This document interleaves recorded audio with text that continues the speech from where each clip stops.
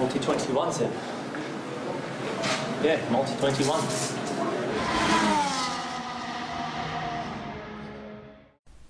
Bonjour à tous et bienvenue sur Multi-21, c'est la rentrée de la F1, c'était le moment qu'on attendait tous. Et qui dit énorme saison de F1, dit énorme casting. L'équipe est quasiment au complet, on pense bien évidemment à Pierre qui n'est pas avec nous ce soir. Mais nous avons quasiment toute l'équipe, déjà Aurélien Attard. Salut Aurélien. Salut Clément, salut à tous, c'est un plaisir de vous retrouver ce soir. Nous avons aussi nos fanboys, à commencer par notre fanboy McLaren, Louis. Comment ça va Louis? Salut à tous, ça va très bien, je suis très content d'être là aussi. Nous avons notre fanboy Alpine, le remplaçant de Renault, Paul Perardel. Salut Paul. Salut, ça va super.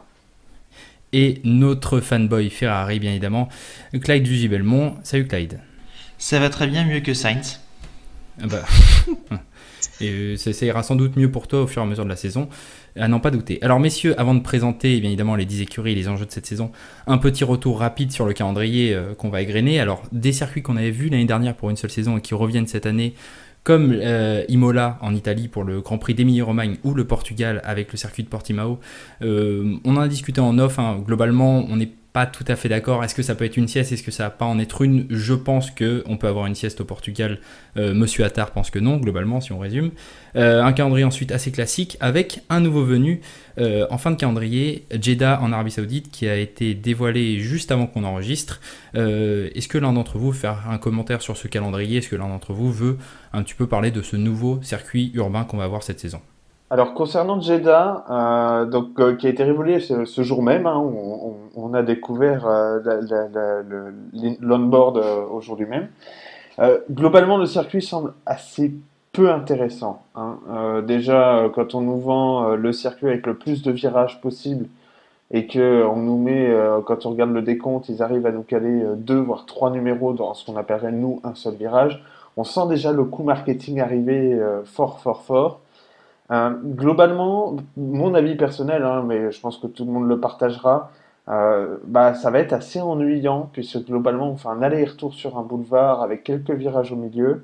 Je ne vois pas personnellement d'opportunité de dépassement sur le premier virage puisque, en tout cas d'après le premier on-board virtuel qu'on a eu, on voit que le virage est très serré et très fermé, donc très compliqué, un petit peu sur le même principe que le premier virage du circuit de Santiago en Formula I, où effectivement, globalement, ça a cassé un peu le flow, puisque la piste est très fermée à cet endroit-là, le virage est très fermé. Par contre, intéressant, c'est le virage numéro 13, qui est tout au bout, quand on fait demi-tour, en fait, sur ce grand boulevard, où d'après, là encore, le onboard virtuel qu'on a vu, on a l'impression qu'il y a un petit banking, et du coup, ça pourrait rendre la piste intéressante, en tout cas à cet endroit-là, donner plusieurs lignes possibles, et donc des opportunités de dépassement. Mais sinon, en dehors de ça, franchement, ça va être peut-être sympa à voir. Il faut s'attendre à un show, ça c'est sûr. Mais en dehors de ça, je suis pas sûr qu'on va avoir un super Grand Prix là-bas. Effectivement, de ce qu'on voit sur les premiers on-board, les deux seules zones de dépassement, c'est avant le dernier virage et après celui-ci. Et encore, on n'est pas sûr de la largeur de la piste, puisque avant le dernier virage, dans la grande courbe qu'on a, on est sur une corniche, donc on est tributaire de l'espace qui est déjà laissé par les constructions actuelles. Donc ouais, tu l'as dit, on attend de voir, mais tu as très bien résumé le circuit, on n'est pas forcément très optimiste. Pour le reste, c'est des pistes qu'on connaît, hein, à part Zandvoort qui revient cette année, mais on en reparlera au moment voulu. On n'a pas le Vietnam, encore une fois, pour des raisons extra-sportives. Peut-être qu'on l'aura en 2022. Voilà. Pour le reste, c'est du classique. On a déjà présenté les circuits. On peut passer aux écuries. Et je vais te laisser, Paul, garder la main, puisqu'on va commencer par Williams. Williams qui, l'an dernier, était dernier. 0 point marqué par l'écurie anglaise. Un rachat par des propriétaires différents à mi-saison, à peu près au moment du Grand Prix d'Italie. Mais finalement, Williams qui a fait des assez bons tests cette saison. Alors qu'attendre du Williams Racing? Alors, Williams a joué la stabilité cette année, puisqu'en fait le grand chambardement chez Williams a eu lieu l'année dernière. Le rachat en cours de saison, comme tu disais, voilà, toutes ces évolutions, ce changement un petit peu de mentalité, on va dire ça comme ça, puisque mine de rien, malgré tout ce qu'ont dit les nouveaux propriétaires, on sent quand même que chez Williams, on va quand même sur un modèle peut-être un peu moins traditionnel de F1 à l'ancienne, du petit artisan. Donc ils vont essayer de garder un peu cette idée-là, mais globalement, je pense quand même qu'il va y avoir du changement derrière. Et donc bah, cette année, je pense on va être sur une année je vais pas dire de transition parce que c'est pas, je trouve qu'il y a un côté un peu négatif. On va être plutôt sur une année d'apprentissage. On garde les mêmes pilotes, hein, avec George Russell et Latifi. Donc je pense que de ce point de vue-là, c'est une bonne chose. George Russell a déjà largement prouvé sa valeur et pour moi Latifi, on avait quelques appréhensions au départ, mais je trouve que voilà, il fait le boulot, il est là et donc voilà, je pense qu'il est à sa place chez Williams dans l'immédiat. Donc voilà. Pour la voiture, là encore, on a vu pas d'énorme évolution, si ce n'est cette nouvelle livrée qui est discutable, dirons-nous. Globalement, la voiture n'a pas énormément changé. Là encore, effectivement, là, on est là pour apprendre, pour mettre en place des automatismes qui n'étaient peut-être pas forcément là avant. Et du coup, eh bien, on va voir pour 2022 ce que ça va donner. Mais là, dans les médias, je pense qu'effectivement, on est sur une année où les nouveaux propriétaires et tout ça sont là pour apprendre leur nouvel investissement et tout ça. Voilà Et, pour euh, Williams. et d'ailleurs, là c'est là où c'est intéressant pour Williams cette année, c'est que l'année dernière, avant le début de la saison, on avait l'impression que ça y est, c'était le moment du renouveau de Williams, parce que c'est ce qu'ils déclaraient eux, que c'était beaucoup moins chaotique que le lancement 2019 de la voiture 2020. On a l'impression que c'est plus, comme tu l'as dit cette année avec les nouveaux propriétaires, cette nouvelle livrée, cet changement un petit peu d'atmosphère, qu'a eu lieu le véritable nouveau départ de Williams, hein. Même on les a vus parfois ne pas être les plus lents, on va parler des plus lents bien évidemment après. Donc il y a pas mal d'optimistes. On parlait tout à l'heure de la livrée. Louis, tu aimes bien la livrée, donc je te laisse prendre la parole sur Williams. Bah écoute, oui, pas grand-chose à dire, si ce n'est que cette livrée, je la trouve plutôt réussie. Il y a effectivement, ces couleurs bleues et aussi un peu ce jaune et ce blanc qui sont un peu les couleurs historiques de Williams qu'on retrouve. Il y a une sorte de retour aux sources là-dedans, avec malgré tout une livrée qu'on n'avait pas vue jusqu'ici. Perso, c'est une livrée que j'aime bien, qui est assez reconnaissable. Maintenant, ce que je trouve inquiétant, c'est l'absence totale de sponsors sur toute la livrée, si ce n'est Lavazza, qui en fait est l'entreprise de la famille Latifi. C'est vrai que c'est quand même inquiétant de voir une monoplace vierge de tout sponsor. Et sur les pilotes justement, sur la deuxième année de George Russell, sur la troisième année de George Russell et sur la deuxième année de Nicolas Latifi en F1. Là-dessus, enfin sur George Russell, je rejoins totalement ce que disait Paul, mais sur Latifi, je suis un peu moins enthousiaste que lui. Je me demande vraiment qui sera dernier du championnat, si ce sera Latifi ou si ce sera Mazepin, et je pense que la lutte va être intéressante.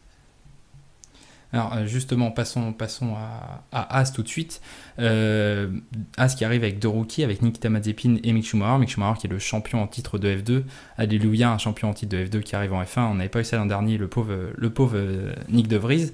Et pour en parler, je vais laisser la main à Aurélien, puisque ce team a pour le coup, lui, très inquiété lors des essais de pré-saison.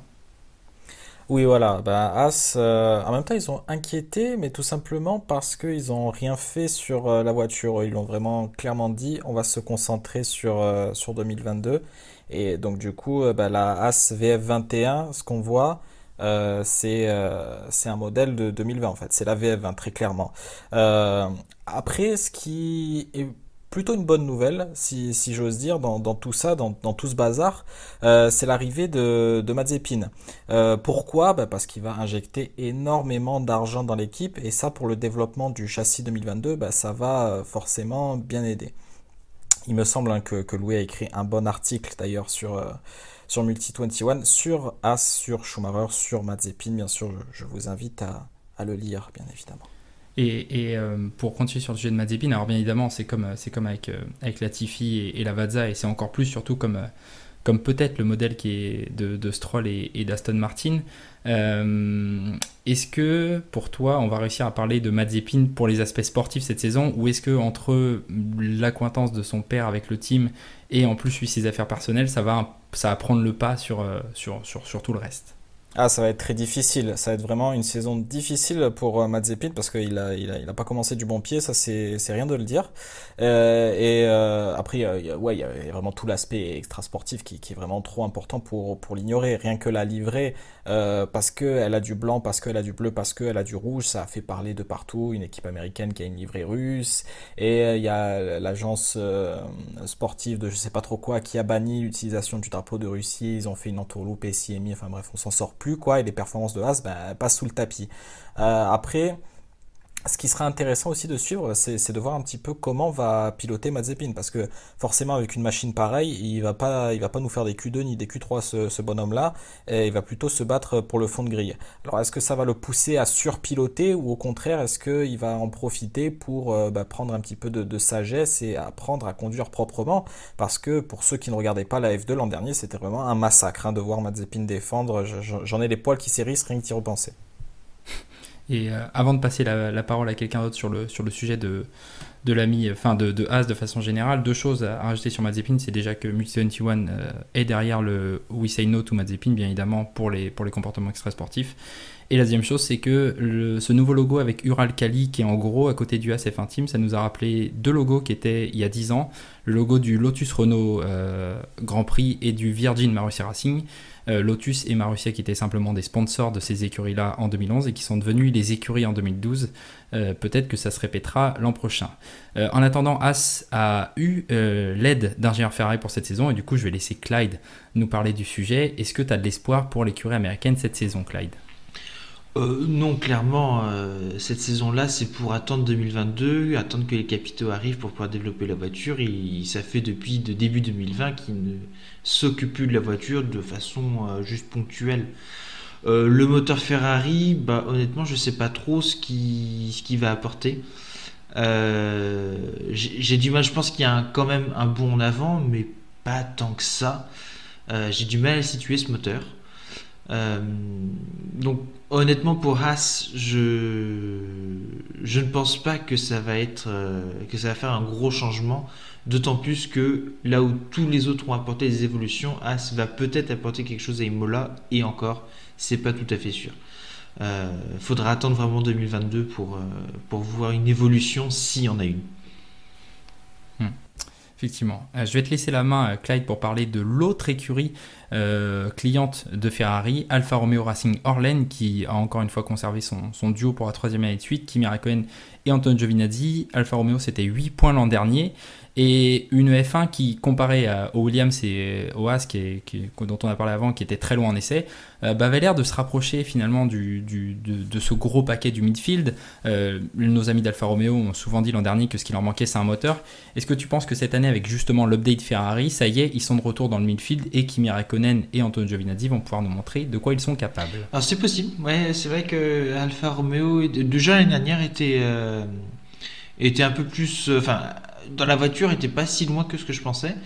Et là, avec le nouveau moteur, avec leur propre travail, parce que je pense qu'il y a un gros travail de fond chez Alfa Romeo pour aller pour progresser, je pense qu'il y a moyen de faire quelque chose. Après, la question, c'est effectivement les pilotes. Räikkönen, il est là en hobby. À quel point il est motivé? C'est vrai que si la Alfa Romeo lui permettre d'aller un petit peu plus loin, il peut se réveiller, on l'a vu au Grand Prix justement du Portugal, voilà, où on a vu Räikkönen très en verve finalement, surtout au premier tour. Giovinazzi, j'ai du mal à comprendre pourquoi il fait une troisième année. Je pense que Vasseur a envie de stabilité, il a envie de garder ses liens avec Ferrari. Il pense que l'avenir d'Alfa Romeo, de Sauber, passe par Alfa Romeo et donc par un lien avec Ferrari. Maintenant, il tape Räikkönen en qualification, mais en course, je le sens pas. Il progresse, mais peut-être pas assez. C'est sa troisième année complète. Honnêtement, j'ai du mal à voir pourquoi ils auraient pu effectivement le garder, mettre Schwartzmann à sa place ou Ilott. Peut-être que ça, effectivement, que c'est pour attendre un autre pilote en 2022, je sais pas lequel. Mais le gros point faible d'Alfa Romeo, ce sont ses pilotes. Sauf si Räikkönen se réveille. Écoute, je vais aller dans ton sens, je vais un petit peu en parler, puisque pour ne rien cacher à nos auditeurs, je suis un petit peu supporter de l'équipe Alfa Romeo, depuis son nom Sauber surtout. Effectivement, il y a... Ce duo-là me paraît non pas adéquat, mais Kimi Räikkönen, je pense que si on lui remet une F1 performante entre les mains, il a encore les moyens de faire des choses. Antonio Giovinazzi, moi je l'ai remplacé dès cette année, soit par Elliott, soit par Schwartzman, pour faire comme avec Mick Schumacher et préparer les pilotes un an avant la réglementation 2022, qui sera déjà un gros step pour les écuries, et on a peut-être envie d'avoir des gens déjà conscients de tout ce qui se passe en F1 avant d'arriver à cette réglementation. Après, tout ce qui se passe autour d'Alfa Romeo et de Sauber, je trouve que Vasseur a depuis un moment un comportement un peu étrange par rapport à Ferrari et Alfa. Il avait notamment fait pas mal de déclarations après que Ferrari ait envoyé une myriade d'ingénieurs chez Haas pour la saison 2021 et 2022 en disant que eux portaient le nom Alfa Romeo, ils avaient un jeune pilote Ferrari et pourtant ils n'avaient pas eu le droit à autant de choses que ça, et que Sauber n'était pas forcément lié à Alfa pour toujours et pourrait pourquoi pas aller autre part. Donc c'est un peu ambivalent ce discours, avec d'un côté ces liens évidents entre Ferrari et Sauber, et de l'autre cette envie un petit peu de l'ami Vasseur de prendre le large. Je sais pas ce que t'en penses, Clyde, mais enfin voilà, tu vois, moi je trouve que on n'est pas forcément, on ne sait pas dans quel projet on est. Non, effectivement, le souci avec Sauber, c'est d'un côté, c'est une écurie indépendante qui porte le nom d'une autre, qui est aidée par Ferrari, et c'est un soutien qui est parfois lourd à porter. C'est un nom, il faut porter le nom d'Alfa Romeo, il faut accueillir un des pilotes, ça apporte beaucoup en termes de finances, ça permet d'assurer l'avenir de Sauber, mais d'un côté on oublie un peu Sauber en tant qu'écurie indépendante. Et c'est vrai que Vasseur, il doit aussi se positionner par rapport à Haas, qui est un autre client de Ferrari, qui est très très proche, qui a un partenariat technique très proche avec eux. Il a besoin de montrer qu'il peut être un partenaire intéressant pour Ferrari, que Haas n'est pas le seul partenaire et que Haas ne doit pas réceptionner toutes les ressources de Ferrari. Et en même temps, il a besoin, je pense que ces déclarations, c'était une manière de mettre la pression. Attendez, on n'a pas besoin de vous. Vous nous laissez porter votre nom, vous nous envoyez vos pilotes, mais d'un autre côté, vous allez envoyer tous vos ingés chez Haas. Qu'est-ce qui se passe ? Si vous avez le partenariat ne nous va pas, nous on ira ailleurs. Je suis sûr que Renault serait ravi d'avoir une deuxième écurie. Pourquoi pas Gordini ? Oula, si on pouvait garder le nom Sauber et pas repasser par des Alfa Romeo, des Gordini ou des Dacia, comme dirait Paul. Exactement. Ça nous arrangerait fortement. Je pense qu'on y gagnerait à garder un des noms historiques de la F1. On a fait le tour de cette écurie Alfa Romeo. Et ça tombe bien parce qu'on va s'arrêter là pour cette première vidéo. Merci beaucoup à Aurélien, à Clyde, à Louis et à Paul d'avoir parlé avec moi de ces 3 écuries du fond de grille et du calendrier. N'hésitez pas à vous abonner, à commenter sur Williams, sur Haas et sur Alfa Romeo ce que vous pensez de leur saison, ce qu'ils vont faire, sur le calendrier, à parler de ce calendrier qui a très peu changé, du retour de Zandvoort, de l'arrivée de Jeddah et de ce circuit nocturne de nuit qui va un peu être un second Singapour. On se retrouve très bientôt pour parler du midfield et des écuries de la vente grille avant nos pronostics. Et on se dit à bientôt sur Multi 21. Salut!